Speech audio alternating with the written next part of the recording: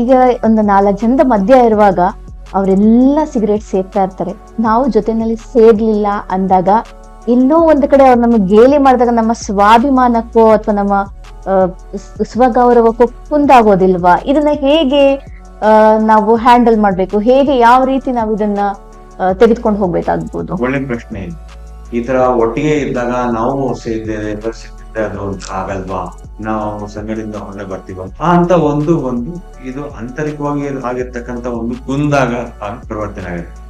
ಆದ್ರೆ ಅಂತ ಸಂದರ್ಭದಲ್ಲಿ ಯಾವುದೇ ವ್ಯಕ್ತಿಗೆ ಆತರ ಅನಿಸಿದಾಗ ತಕ್ಷಣಕ್ಕೆ ಇದರೇ ಮಾಹಿತಿಗಳನ್ನ ನಾವು ಹೇಳಿ ಬಂದಿರ್ತೀವಿ ಯಾವುದೋ ಒಂದು ಸಂದರ್ಭದಲ್ಲಿ. ಆ ಸಂದರ್ಭದಲ್ಲಿ ಉದಾಹರಣೆಗೆ ಅವೆಲ್ಲವೂ ನಾವು ಪರಿಗಣನೆಗೆ ತಗೋಬೇಕು. ಉದಾಹರಣೆಗೆ ನಾವು ಟಿವಿ ಮಾಧ್ಯಮದಿಂದ ನೋಡಿರ್ತೀವಿ, ಅಥವಾ ನಮ್ ನಿಕಟವಾಗಿರ್ತಕ್ಕಂಥ ಬೀಡಿ ಸಿಗರೇಟ್ ಸೇರಿಸೋದವರು ಅವ್ರ ಪ್ಯಾಕೆಟ್ ಅಲ್ಲೇ ಹಾಕೊಂಡಿರುತ್ತೆ ಸಿಗರೇಟ್ ಸ್ಮೋಕಿಂಗ್ ಇಸ್ ಇಂಜೂರಿಯಸ್ ಅಂತ.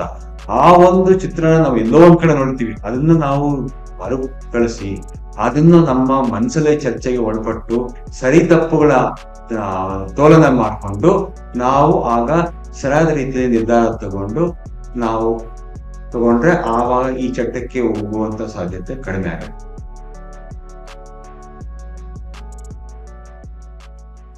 If you enjoyed this video, don't forget to give it a thumbs up, share it with your friends, and hit that subscribe button for more exciting content.